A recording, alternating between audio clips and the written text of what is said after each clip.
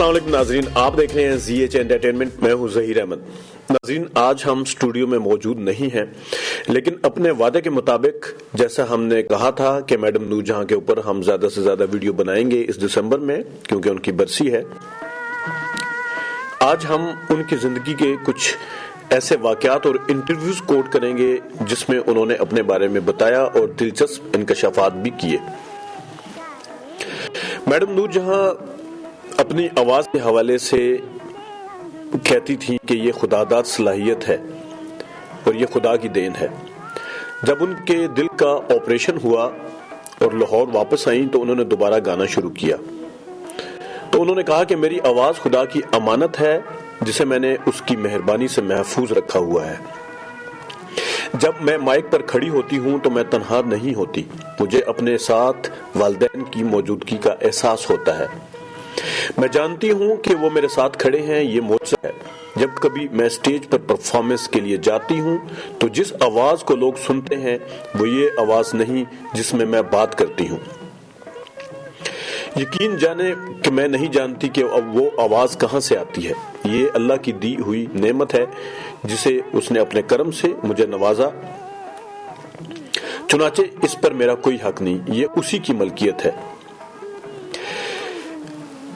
पास operation के बाद ये खौफ था कि शायद मैं फिर कभी न गा सकूं, लेकिन मैडम नूरजहां का कहना था कि अस्पताल से फारिग होकर 6 हफ्ते बाद जब मैं एक सुबह रियाज के लिए बैठी तो मैं 45 मिनट तक गाती रही। मेरी आवाज उसी तरह मजबूत थी और सुरीली भी। चुनाचे मैंने अल्लाह का शुक्र अदा किया।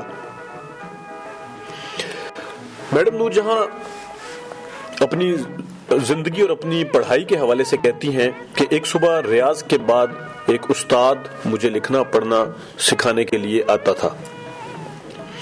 मुझे यह सब कुछ बोझल महसूस होता, तो मैंने एक दिन माँ से कहा कि मुझसे ये पढ़ना वढ़ना नहीं होगा।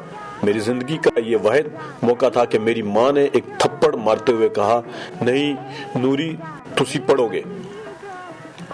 माँ ने कहा कि अगर मैडम नूरजहां ने बताया कि अगर मेरी माँ ना होती तो मैं आज कुछ भी लिख या पढ़ नहीं सकती थी। जब मैं किसी गाने की सदाबंदी के दौरान अपने सामने कागज पर लिखे हुए बोल पढ़ती तो मुझे हर बार अपनी माँ याद आती। तब मेरा जी चाहता कि मैं अपने हाथ बुलंद करूं और अल्लाह से अपनी माँ के लिए बुलंदी दर्जात की दुआ मांगूं।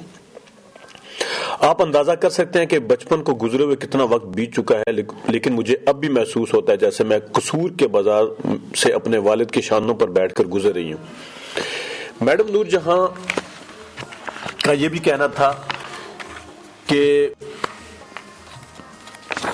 1965 के मिली नगमे और कौमी तरानों के हवाले से मैडम नूरजहां ने जो उस वक्त गाए तो उन्होंने बताया कि मैं उन दिनों के मुतालिक आपको बताती चलूं। जब जिनको उन्होंने इंटरव्यू दिया तो मैडम नूरजहां ने कहा, मुझसे किसी ने नहीं कहा था कि मैं कोई तराना गाऊं।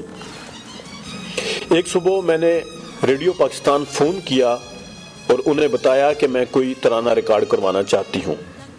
उन्हें जैसे इस बात पर यकीन ही नहीं हुआ और बार बार पूछा कि क्या आप वाकई मैडम नूरजहां हैं।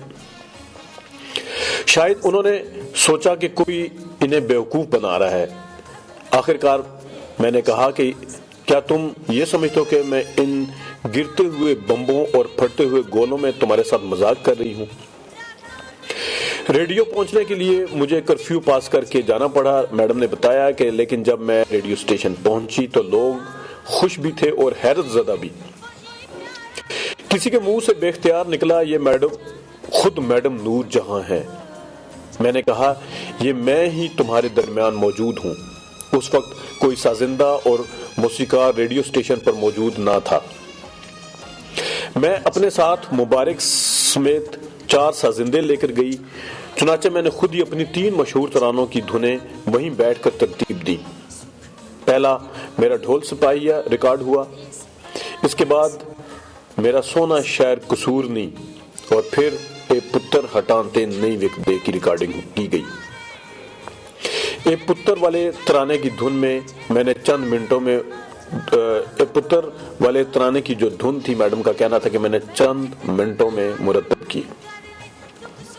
اس ترانے میں سرنگی نظام صاحب نے بجائی اور طبلے پر صابر نے سنگت کی۔ اعظم صاحب نے یہ ترانہ ریکارڈ کیا اور صوفی غلام مصطفیٰ تبسم کو خدا بخشے جنہوں نے یہ ترانہ لکھا اور اس وقت وہ وہاں موجود تھے۔ میڈم نور جہاں کی اگر زندگی کو، اپنی ذاتی زندگی کو مد نظر رکھیں، لیکن ان کی جو سوچ تھی ان دونوں میں بہت فرق تھا۔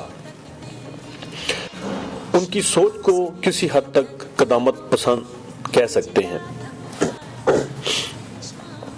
نور جہاں نے اپنے ایک انٹرویو میں بتایا کہ ان کو اپنے گھر سے باہر جانا اور پارٹیوں میں شامل ہونا کبھی پسند نہیں تھا۔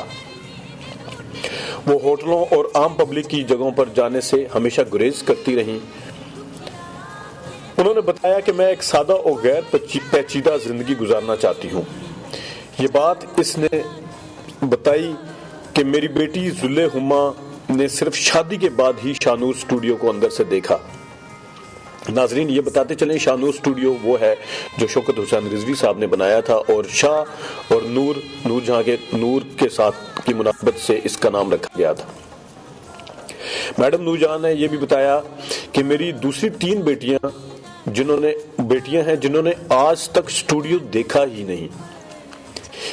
یہ ایک ایسی آزاد عورت جو عورتوں کی آزادی سے پہلے آزاد تھی، وہ اپنے اندر سے کس قدر قدامت پسند تھی۔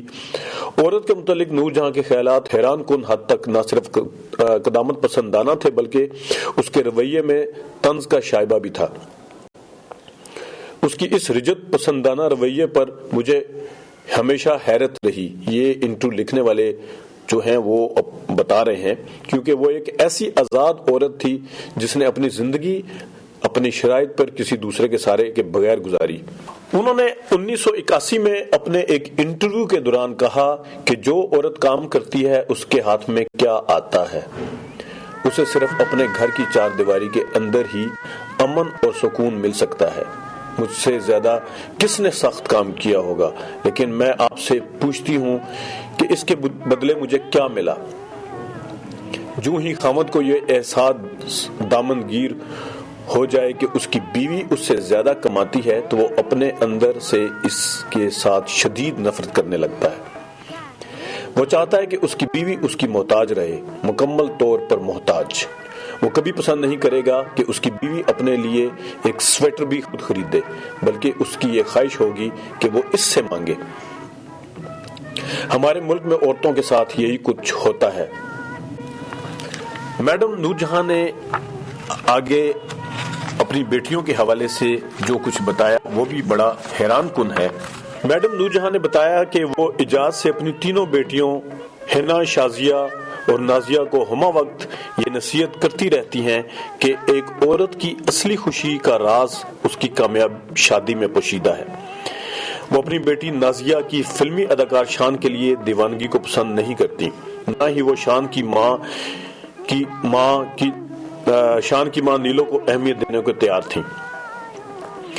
نیلو نے جو کہ شروع میں ہی نور جہاں کے گانے گائے۔